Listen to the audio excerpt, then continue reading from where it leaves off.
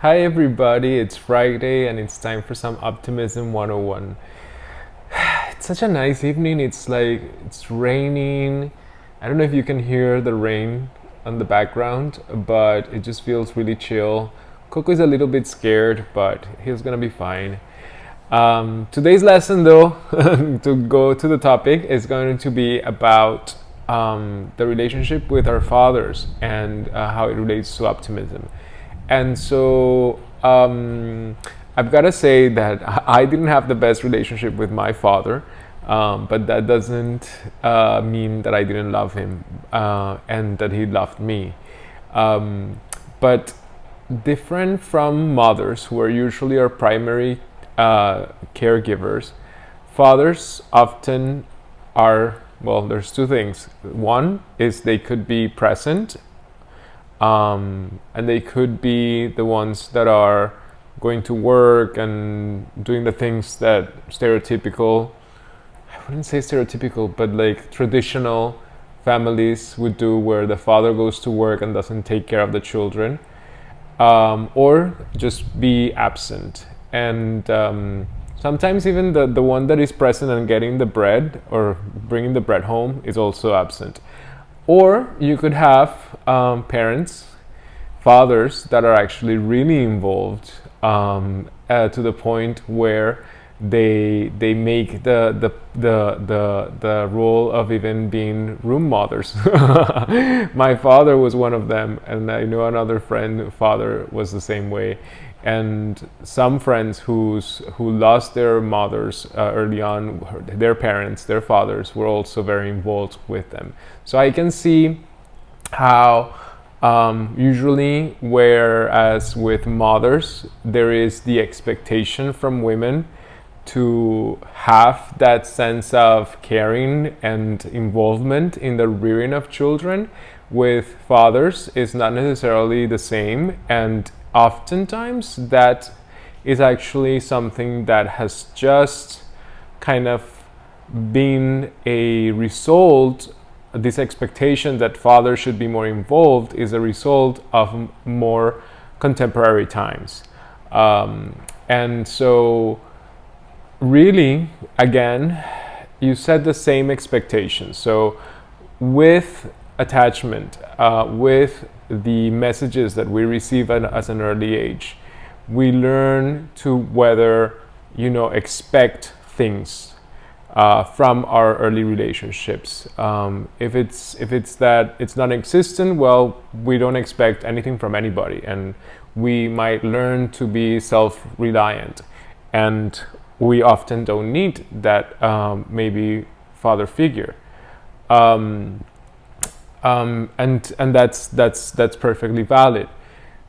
And how that may affect optimism, because I don't think there's any data on it, is that those expectations that you have about the future are reliant on your own capacities and the things that you can actually do for yourself. So if you trust yourself, if you know yourself, if you're confident about yourself, you'll probably have good expectations. But sometimes, having an absent father, and if you don't have a strong caregiver who might explain and provide the care and affection that other paternal figure is non-existent or not in the picture, then you might run into trouble, because then you might not be secure about yourself. You might not necessarily know your full potential. You might not necessarily be in a place where you expect positive things to happen to you, because you might not even realize your own self-worth. These are all, by the way, hypotheses. And I can say that there's always different ways and different paths that people can take.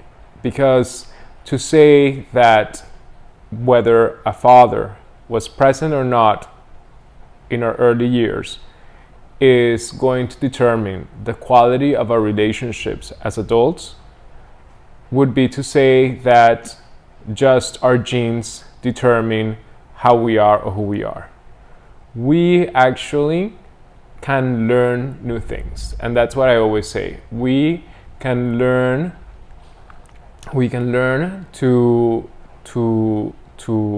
know ourselves, first of all, to realize how we are, who we are, what hurts us, what doesn't hurt us, what makes us happy, and what are we capable of. And sometimes we're lucky that we have great fathers. Like, I mean, I think my father was a great father, and all of my friends would probably agree with that.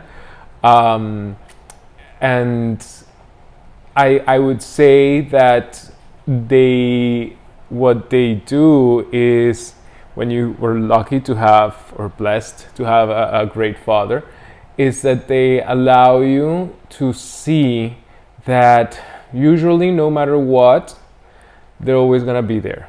And even sometimes, I spent a year without talking to my father for a while. Even after having that kind of discussions or arguments, they still come back, and they're back to loving you and being with you, even if they're aggressive sometimes. But the idea is that we're not only the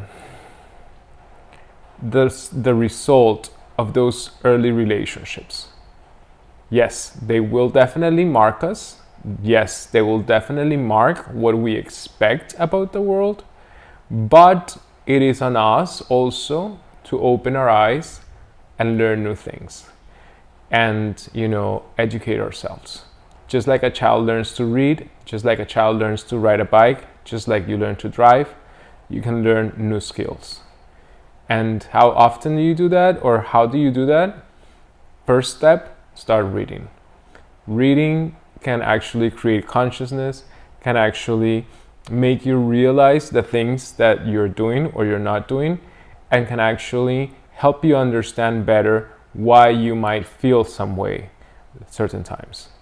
And so with fathers and with mothers, there's always also that power dynamic, because when we're young, they get to say what we're going to do, when we're going to do it, and who we're going to be with. And so it's our first kind of like relationship where also the power dynamics are not in balance. I mean, unless it's today's parents, which apparently they just let their children do anything. But in any regards, what needs to happen, or not what needs to happen, but what would be optimal to happen, is that from the relationships that you have with your father, with your mother, we would learn to expect positive things, even in the midst of a negative event or a negative situation. So what does that mean? That means if something sad happens, like a passing away of a family member or something, you know that your father is going to be there for you. You know that your mother is going to be there for you. If you're sick, you know that they're going to be there for you. And so even in a dark moment, you have the light and the love and the support of that person. And when you learn that, you learn that you do that for everybody. And well, not everybody, but the people that you care for. And you also learn that usually when you come into a relationship, it's not about me or you, it's a team, it's a couple, where you work in ensemble, where you help each other out, where you connect and allow each other to grow, even if it's in different ways sometimes, but to grow together. And, hopefully expect that even on those dark days when relationships might go through rocky spots because of life, you still have each other to support you. But that is learned from an early age. And it's difficult to learn as we get older, just because sometimes when we have something so ingrained in us, it's difficult to change our perception of things, and it's difficult to think like, oh, why do I have to change? I am just this way. And honestly, if somebody says that to you, that's a red flag, so just run away. So that's it for today. Stay optimistic, stay positive, and we will continue with this series. And the next thing we're going to be talking about are siblings on the next week.